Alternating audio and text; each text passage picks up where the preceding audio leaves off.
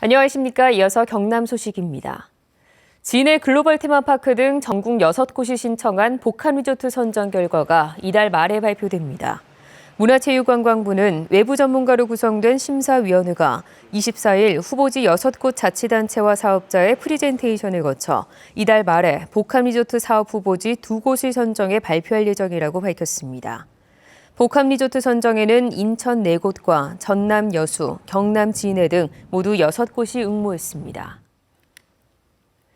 20여 년 동안 지연된 롯데그룹의 김해 관광유통단지 조성을 촉구하는 경남도의회 결의안이 상임위를 통과할 수 있을지 주목됩니다.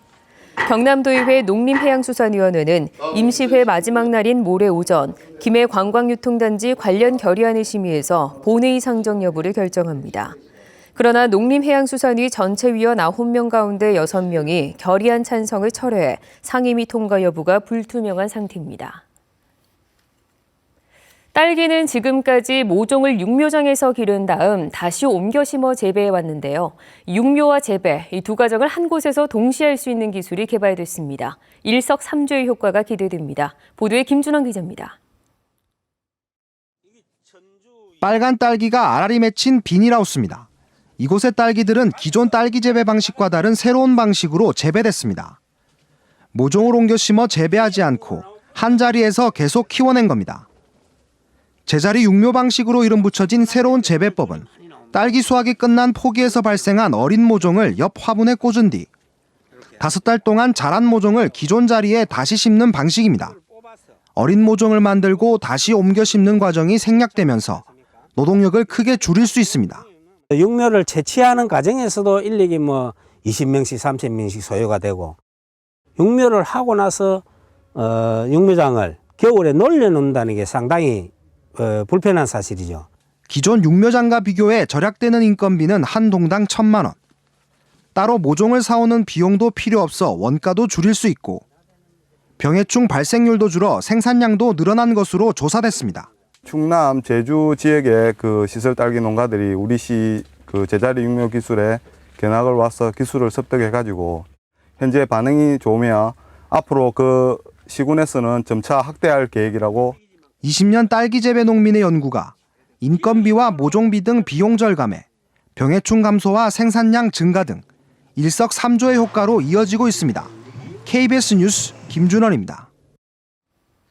정월 대보름이 내일 경남 지역은 비가 내리면서 보름달 구경이 어려울 것으로 보입니다. 창원기상대는 내일 경남 지역이 대체로 흐린 가운데 오후부터 비가 내릴 것으로 예상돼 달 구경이 힘들겠다고 밝혔습니다. 또 북서쪽에서 찬 대륙 고기압이 들어오면서 내일 이후 잠시 추위가 찾아올 것으로 예상했습니다. 한편 천문연구원은 경남 지역은 5시 50분쯤 달이 떠 밤 12시 반쯤 가장 높을 것으로 전망했습니다.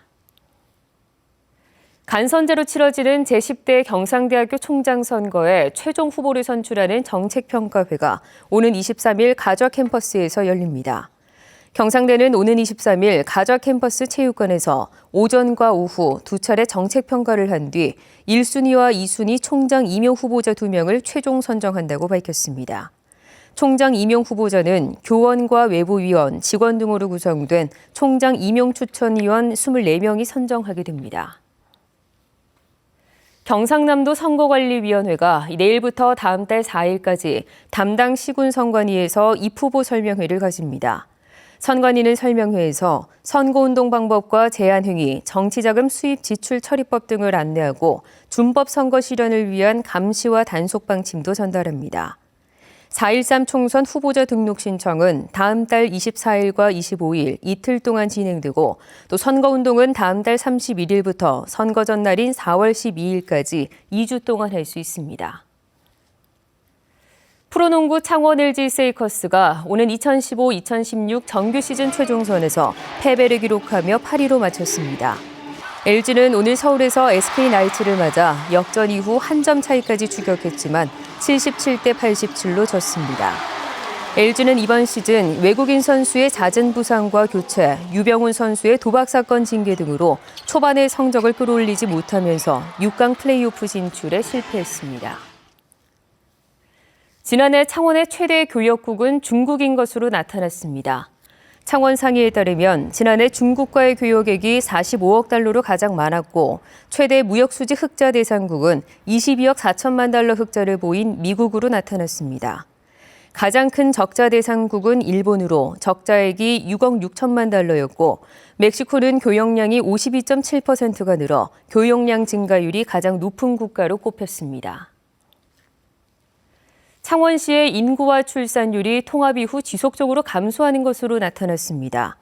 창원시는 지난 2010년 통합 이후 109만 명이던 인구가 지난해에는 107만 명으로 2만 명가량 줄었다고 밝혔습니다. 지역별로는 진해구가 1만 명가량 증가했지만 창원 성산구와 마산 회원구가 각각 17,000명과 14,000명가량 줄었고 합계 출산율도 지난 2010년 1,323명이었지만 지난 2014년에는 1,314명으로 줄었습니다. 우리나라 연안의 해양 수질이 전반적으로 좋아지고 있지만 낙동강 하구와 마산만 내측은 여전히 나쁜 것으로 조사됐습니다. 해양수산부는 2015년 해양환경측정망을 통해 국내 연안 417개 지점에 대한 수질 지수를 측정한 결과 1등급과 2등급 비율은 지난 2014년에 비해 7% 증가했지만 마산만 내측과 낙동강 하구, 섬진강 하구 등 26개 지점은 여전히 4등급 이하인 것으로 조사됐습니다. 지금까지 경남 소식이었습니다.